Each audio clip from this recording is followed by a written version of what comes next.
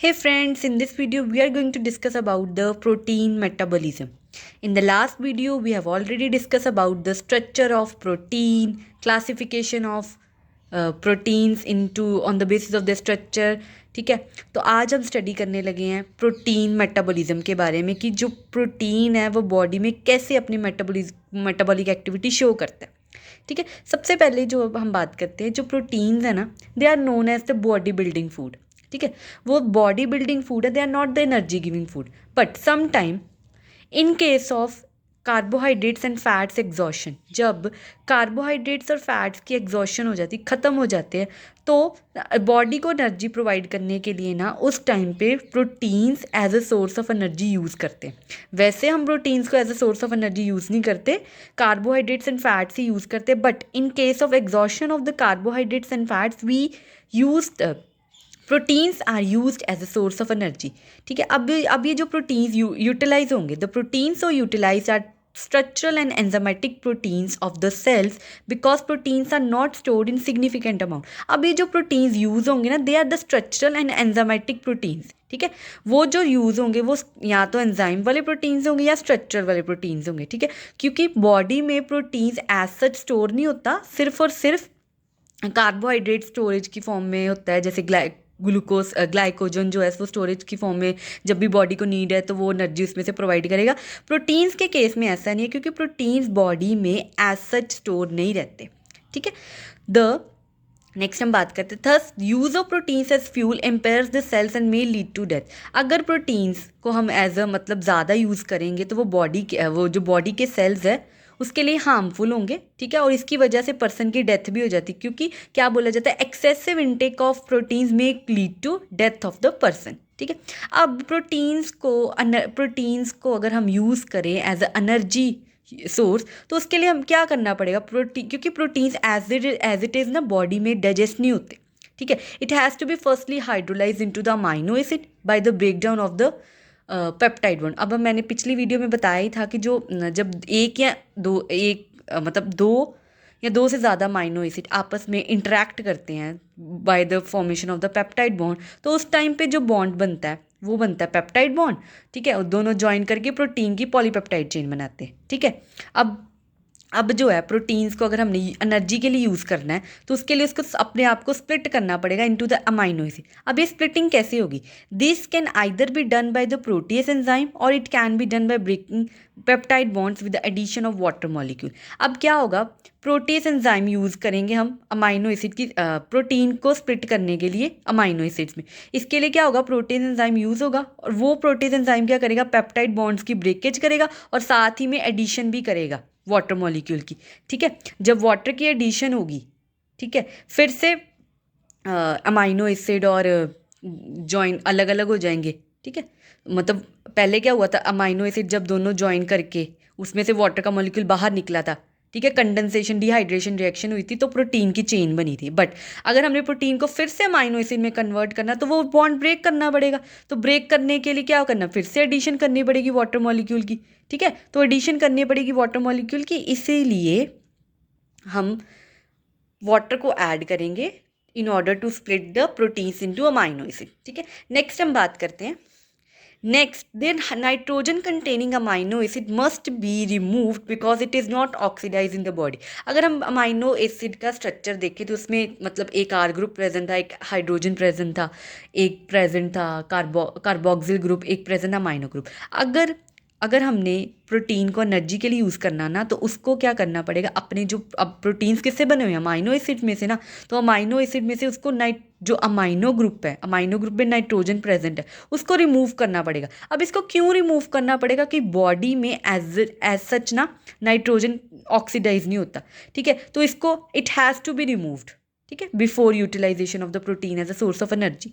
ठीक है, इसके लिए दो मैथड्स हैं, ऑक्सीडेटिव डीएमिनेशन और transamination. In this video we mainly focus on this oxidative deamination. ठीक है, the remaining portion of the amino acid contain only carbon, hydrogen and oxygen and is called the carbon skeleton.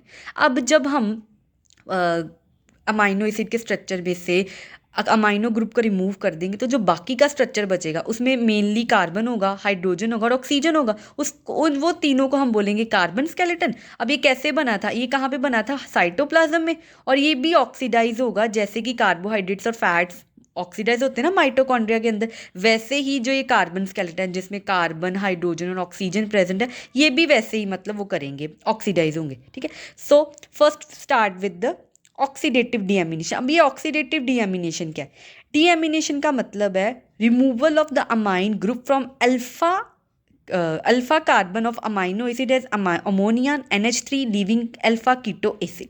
ठीक है, deamination का क्या मतलब है? Removal of the amine group, जो हमारे अमाइनो एसिड में से जो अल्फा कार्बन है उसके साथ जो अमाइनो ग्रुप लगा उसको रिमूव करना किसकी फॉर्म में? अमाइनो ग्रुप की फॉर्म में। और जो पीछे बचेगा वो बचेगा अल्फा कीटो एसिड। ठीक है, अब इस रिएक्शन ऐसे प्रोसेस को करने के लिए एंजाइम की ज़रूरत भी पड़ती है। ठीक है, this reaction involves dehydrogenation and hydration and is catalysed by the amino acid oxidase. अब ये वाला एंजाइम लगेगा रिमूवल के लिए, डीएमिनेशन के लिए अमाइनो एसिड ऑक्सीडेज एंजाइम लगेगा। ठीक है, और इस प्रोसेस में हाइड्रोजन भी रिमूव होगा और साथ में वाटर की एडिशन भी होगी। ठीक है, there is a specific oxidase for the deamination of a particular type of amino acid. हर अलग अलग अमाइनो एसिड के लिए अलग अलग एंजाइम यूज होगा, स्पेसिफिक ऑक्सीडेज एंजाइम यूज होगा for the deamination of the particular type of amino acid. मतलब ग्लूटामिक एसिड के लिए अलग होगा, एस्पार्टिक एसिड के लिए अलग मतलब एंजाइम यूज होगा। ठीक है, डीएमिनेशन के लिए। अब नेक्स्ट हम बात करते हैं, ये जो सारा प्रोसेस है डीएमिनेशन का, ये कहाँ पे होता है? The process takes place particularly in the liver cell. ये जो सारा प्रोसेस है लिवर सेल्स में होगा। ठीक है, अब जब अमोनिया रिमूव हो गया तो अब ये जो अमोनिया मतलब रिमूव हो गया वो बड़ा ही टॉक्सिक है, टॉक्सिक मटेरियल बॉडी के लिए। क्यों टॉक्सिक? क्योंकि it has a potentially very high pH after reaction with water, it therefore needs rapid removal of water. क्योंकि ये टॉक्सिक मटेरियल क्यों है अमोनिया? क्योंकि ये जल्दी से रिएक्ट कर देता है वाटर के साथ और वो हमारी बॉडी के लिए एज ए टॉक्सिक मटेरियल काम करेगा, बॉडी को नुकसान पहुंचाएगा, इसीलिए इसकी रिमूवल मस्ट है। तो कुछ केसेस में देखा गया, अगर हम देखें प्रोटोजोन, स्पॉन्जिस और सिलेंट्रेट्स के केस में देखें तो ये ना जो अमोनिया है ना, ये एज सच ना इन्वायरमेंट में रिमूव हो जाता है। बट अगर हम वर्टिब्रेट्स की बात करें, in vertebrates it combines with carbon dioxide in liver to form urea और uric acid which is eliminated by kidneys in urine. अब वर्टिब्रेट्स में क्या देखा गया, ये जो है अमोनिया ये कार्बन डाइऑक्साइड के साथ कंबाइन करता है। कहाँ पे? लीवर के साथ, लीवर में कंबाइन करता है कार्बन डाइऑक्साइड के साथ। कब जब कार्बन डाइऑक्साइड के साथ अमोनिया कंबाइन करेगा तो वो यूरिया बनाएगा या यूरिक एसिड बनाएगा। और यूरिक एसिड इतना टफ नहीं होता बॉडी में से रिमूव करना, इसीलिए जो किडनीज है वो इसको ईजिली रिमूव कर सकती है यूरिन के थ्रू बाहर। ठीक है, ऐसे अमोनिया बाहर चलेगा, इससे वो टॉक्सिक भी नहीं रहेगा बॉडी के लिए। ठीक है, आगे हम बात करते हैं जो बाकी के प्रोडक्ट है डीएमिनेशन के, जैसे कि अल्फा कीटो एसिड, वो उसके 3 पाथ ऑल्टरनेटिव पाथ में। फर्स्ट क्या है, या तो वो बना देगा ये जो अल्फा कीटो एसिड, या तो वो बना देगा ओरिजिनल अमाइनो एसिड। रीएमिनेशन ये अभी हम देखेंगे रिएक्शन के थ्रू। ठीक है, ये देखो दिस रिएक्शन, अगर हम ग्लूटामिक एसिड लेते हैं, ठीक है, ये अल्फा कार्बन है, यहाँ से हम अमाइनो ग्रुप को रिमूव कर दें, ठीक है, वाटर की एडिशन करें, कौन सा एंजाइम लगेगा? ग्लूटामेट डीहाइड्रोजनेस एंजाइम लगेगा। ठीक है, ग्लूटामेट डीहाइड्रोजनेस एंजाइम लगेगा। ठीक है, कि अल्फा कीटोग्लूटारिक एसिड बन जाएगा। ठीक है, साथ में अमोनिया बाहर चला गया, हाइड्रोजन बाहर चला गया। मैंने बताया था ना डीएमिनेशन के प्रोसेस में डीहाइड्रोजनेशन होगी और डीहाइड्रोजनेशन होगी और हाइड्रेशन होगी। देखो वाटर ऐड हो रहा है, वाटर ऐड हो रहा है और हाइड्रोजन रिमूव हो रहा है, साथ में अमोनिया तो होगा ही, डीएमिनेशन हो रही है। ठीक है, सो दिस ये जो प्रोडक्ट बना है it will enter into the Krebs cycle. अब ये जो अल्फा कीटोग्लूटारिक एसिड ये रिवर्सिबल रिएक्शन है, it can be return to glutamic acid. ठीक है, so formation of original amino acid, reamination भी हो सकती है इस अल्फा कीटो एसिड की। या तो ये क्या करेगा, ग्लूकोज बना देगा। किसके केस में? अगर तो कोई ग्लूकोजेनिक अमाइनो एसिड होगा। ठीक है, इसकी अब हम आगे स्टडी करते हैं। नेक्स्ट है, या तो वो फैट्स बना देगा, लिपोजेनेसिस हो जाएगी, या कीटोन बॉडीज में चेंज हो जाएगा अगर तो कोई कीटोजेनिक अमाइनो एसिड प्रेजेंट है। और यहाँ क्या होगा, अल्फा कीटो एसिड का वो ऑक्सीडाइज हो गए कार्बन डाइऑक्साइड या वाटर में कन्वर्ट हो जाएगा। So these are the alternative pathways of alpha keto acid. ठीक है, नेक्स्ट हम बात करते हैं amino acid. Amino acid may be divided into two groups on the basis of the oxidation of their keto acid formed after deamination. जब deamination process के बाद जो keto acids बने हैं, ठीक है, अगर हम कीटो एसिड्स बने हैं उसकी अगर हम डिवीजन करें, अमाइनो एसिड की डिवीजन करें, जो कीटो एसिड जो बने हैं उसकी ऑक्सीडेशन के बेसिस पर अगर हम अमाइनो एसिड को क्लासीफाई करें तो वो दो तरह के, ठीक है, ग्लूकोजेनिक अमाइनो एसिड्स और कीटोजेनिक अमाइनो एसिड। तो हम डिस्कस करते हैं ग्लूकोजेनिक अमाइनो एसिड के बारे में और कीटोजेनिक अमाइनो एसिड के बारे में। सबसे पहले हम बात करते हैं ग्लूकोजेनिक अमाइनो एसिड की। अब इसमें क्या है, अगर हम कोई ग्लूकोजेनिक अमाइनो एसिड जैसे एलेनिन, एलेनिन की जब हम डीएमिनेशन करेंगे ना तो वो पायरुविक एसिड में कन्वर्ट हो जाएगा। अगर हम ग्लूटामिक एसिड की वो करें, डीएमिनेशन करें तो अल्फा कीटोग्लूटारिक एसिड में कन्वर्ट हो जाएगा। अभी हमने पीछे देखा ना उसकी रिएक्शन जब करवाई है, ठीक है। तो ये थर्ड वाला अगर हम एस्पार्टिक एसिड लें तो वो किस में चेंज हो जाएगा, अगर उसकी डीएमिनेशन करवाएं तो वो ऑक्सैलो एसिटिक एसिड में चेंज हो जाएगा, ठीक है। ये जितने भी है all this keto directly enter the Krebs citric cycle. ये जितने भी हैं, ये जो alpha ketoglutaric acid, pyruvic acid, oxalic acid, oxalo acetic acid, ये सारे क्रेब्स साइकिल में एंटर हो जाएंगे। अब ये कैसे एंटर होती है हमें इसके थ्रू देखते हैं। ये देखो, अभी जो एलेनिन, सिस्टीसिन, ग्लाइसिन, सिराइन, थीरोइन, ये चेंज हो जाते हैं पायरोवेट में, ठीक है। ग्लाइकोलिसिस होगी ना पायरोवेट से, ग्लाइकोलिसिस, पायरोवेट आगे जाके एसिटाइल कोएंजाइम में कन्वर्ट होगा। एक तो एसिटाइल कोएंजाइम पायरोवेट से बन रहा है और किससे बन रहा है, एक फिनाइल एलेनिन ट्रिप्टोफैन ल्यूसिन भी एसिटाइल कोएंजाइम बना रहे हैं। ल्यूसिन, आइसोल्यूसिन, टायरोसिन भी एसिटाइल कोएंजाइम बना रहे हैं, ठीक है। अब ये एसिटाइल कोएंजाइम ऑक्सैलो एसीटेट के साथ कंबाइन करेगा तो क्या बनाएगा, वो सिट्रेट बनाएगा। सिट्रेट आगे जाके सिस एकोनिटेट, एकोनिटेट आइसोसिट्रेट, ये सारा टीसीए साइकिल है। ये जितने भी बने हैं ये सारे जो बना रहे हैं amino acid, glucogenic amino acid बना रही है, ये एंटर कर रहे हैं किसमें, ऑल दिस कीटो एसिड्स कहाँ पे एंटर कर रहे हैं, this will enter into the Krebs cycle. तो ये this diagram represents the, this cycle represent the TCA cycle, try carboxylic acid cycle, ठीक है। अब देखो आइसोसिट्रेट, अब अल्फा कीटोग्लूटारेट बना। अब ये अल्फा कीटोग्लूटारेट कहाँ से बना है, ये बना है आर्जिनिन, हिस्टिडिन, ग्लूटामाइन, प्रोलाइन से बना। पहले ये चेंज हुआ ग्लूटामेट में, ग्लूटामेट्स में आगे किस में कन्वर्ट होगा, अल्फा कीटोग्लूटारेट, और ये अल्फा कीटोग्लूटारेट एंटर कर गया उसमें क्रेब्स साइकिल में। अब ये अल्फा कीटोग्लूटारेट आगे किस में कन्वर्ट होगा, सुसिनाइल कोएंजाइम। अब ये एक सुसिनाइल कोएंजाइम और किससे बन रहा है, आइसोल्यूसिन, मिथोनिन, वेलाइन से बन रहा है, ठीक है।